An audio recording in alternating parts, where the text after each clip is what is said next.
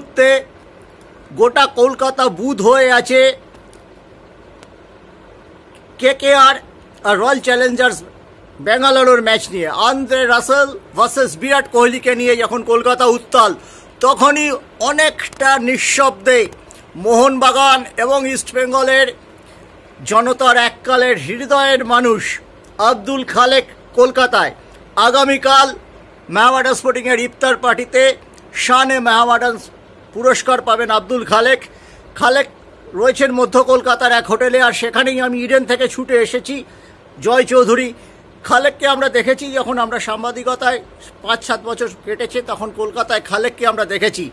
Khalek out and out Mohammedan স্পোর্টিংয়ের product. জাতীয় দলের হয়ে প্রায় 1 দশক খেলেছে, মোহনবাগানকে জাতীয় লিগ জিততে সাহায্য করেছে, কিন্তু একেবারে মেহমাডান স্পোর্টিং থেকে উঠে এসেছে নাগপুরের এই ছেলেটি, এবং এখনও বাংলা ভালো জানে, এখনও কলকাতার সাথে যোগাযোগ আছে। ওর ছেলেও ফুটবল খেলতো একটা সময়। আমরা এখন কথা বলে নেব খালেকের সঙ্গে।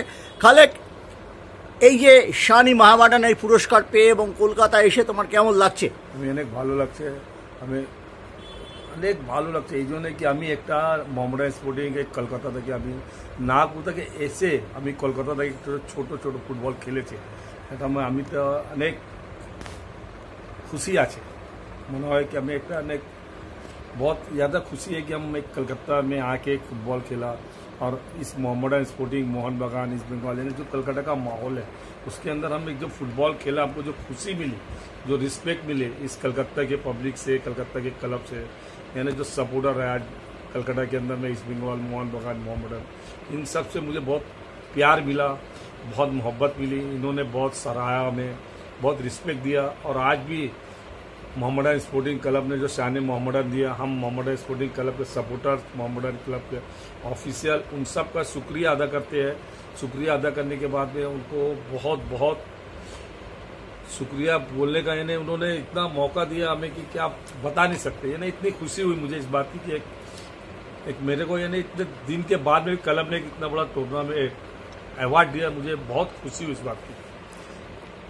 नागपुर ইতিহাসে রয়ে গেছে সৌরভ গাঙ্গুলির শেষ টেস্টের জন্য, নাগপুর ইতিহাসে রয়ে গেছে আরএসএসের প্রধান কার্যালয়ের জন্য, কিন্তু নাগপুর থেকে খালেকের আগে কিংবা পরে খুব বেশি ফুটবলার উঠে আসেনি।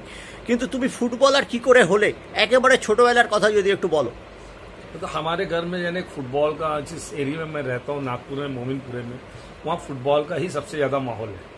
आज भी यहाँ इतना फुटबॉल का माहौल है वहाँ पे कि अगर एक छोटा सा भी टूर्नामेंट हो तो 5000 क्राउड जमा होना कोई बड़ी बात नहीं है ना। तो इसलिए मतलब नागपुर में जो फुटबॉल है वो काफ़ी ज़्यादा ऊपर चला गया।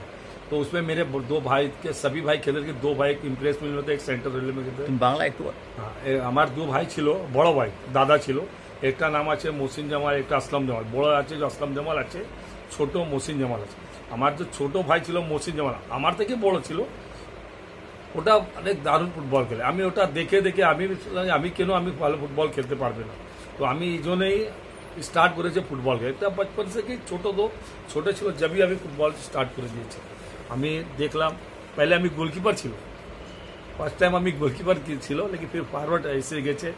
ফরওয়ার্ড খেলে আমি, কে তোমাকে ফরওয়ার্ডে নিয়ে আসে? না, কেউ নিয়ে আসে না, আমি খেতে ইচ্ছা হলো না, অনেক চলো ফরওয়ার্ডে খেলবো।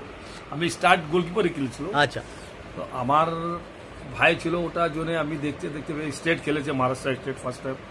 আমি আন্ডার 23 যা সন্তোষ ট্রফি ছিল তো 89 ফার্স্ট 89-90 था संतोष ट्रॉफी। संतोष ट्रॉफी गुवाहाटी के लगो ना, गुवाहाटी ना, गोवा में। अच्छा, 89 और 90 का है। हाँ 89 90 का है।